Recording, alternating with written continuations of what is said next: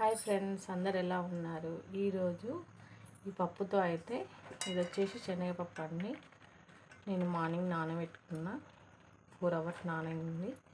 ఇప్పుడు ఈ శనగపప్పుతో 2 రకాల స్వీట్స్ అయితే మనం చేసుకున్నాం. 2 రకాల స్వీట్సా? చూడండి, ఇలా మంచిగా నానింది. దీన్ని కుక్కర్లో వేయడం అవసరం లేదు, మనం డైరెక్ట్గా పెట్టుకుందాం. ఇప్పుడు నానబెట్టిన తర్వాత కూడా 2 సార్లు వాష్ చేసుకున్నాను నేను. ఇప్పుడు మంచి నీళ్ళు పోసుకుందాం.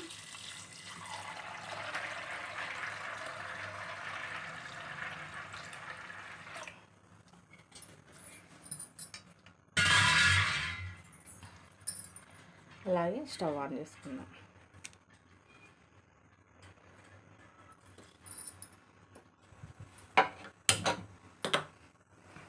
ఇప్పుడు పెట్టుకుందాం. అది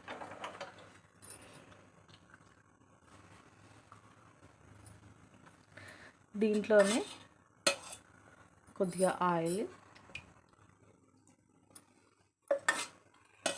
బబుల్స్ వస్తున్నాయి ఫ్రెండ్స్. ఆయిల్ వేసుకోవాలి. దాంట్లోనే కొద్దిగా పసుపు వేసుకుందాం.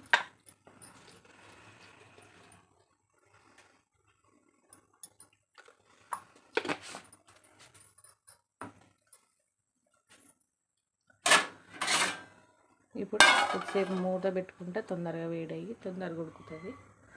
చూద్దాం ఒక 10 minutes.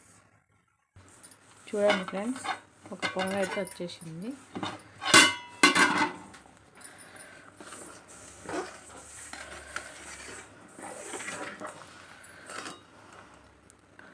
ఇట్లా బట్టి చూస్తే మెదిగిపోతుంది. ఇంకొక 2 నిమిషాలు ఉంచుకొని దీన్ని మనం మిక్సీ అయితే వేసుకుందాం.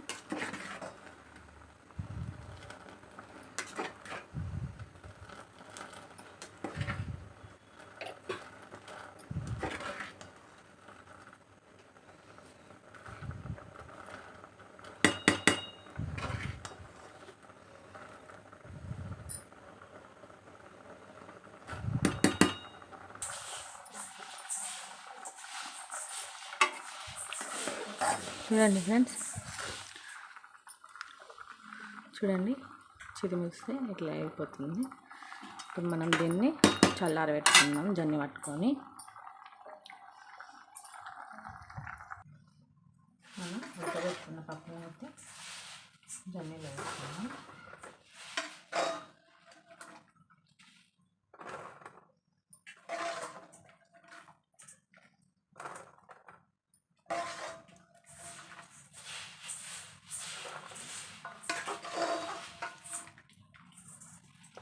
ఎక్స్ట్రా వాటర్ ఉంటే కూడా ఇంటికి వెళ్ళిపోతాయి. జన్ని వేసుకుంటాం.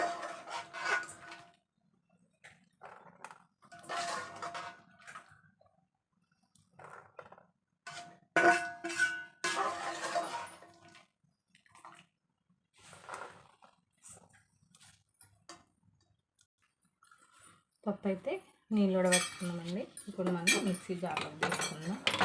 మిక్సీ పట్టుకుందాం. కొద్దిగా వేడివేడిగా ఉన్నప్పుడే పట్టుకుంటే అది కొంచెం మెత్తగా అవుతుంది.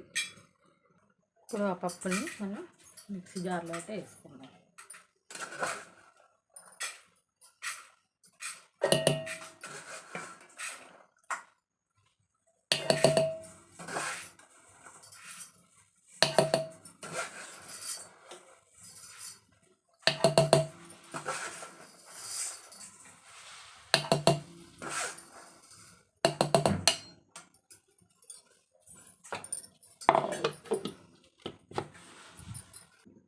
చూడండి ఫ్రెండ్స్, ఇదైతే మొత్తం మెరిగిపోయింది. చూడండి, ఇలా ఫస్టే పెట్టుకొని మిక్సీ పట్టుకుంటే మనకు డబుల్ ప్రాసెస్ అనేది ఉండదు. ఇలాగే అంత పట్టుకోవాలి. ఒక గిన్నెలకైతే తీసుకుందాం.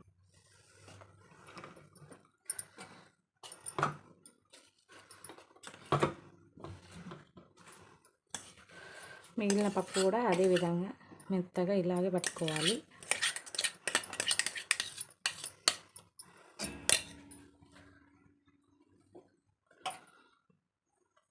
చూడండి, చాలా మెత్తగా అయిపోయింది. ఇప్పుడు నెక్స్ట్ ప్రాసెస్ అయితే చూద్దాం ఫ్రెండ్స్.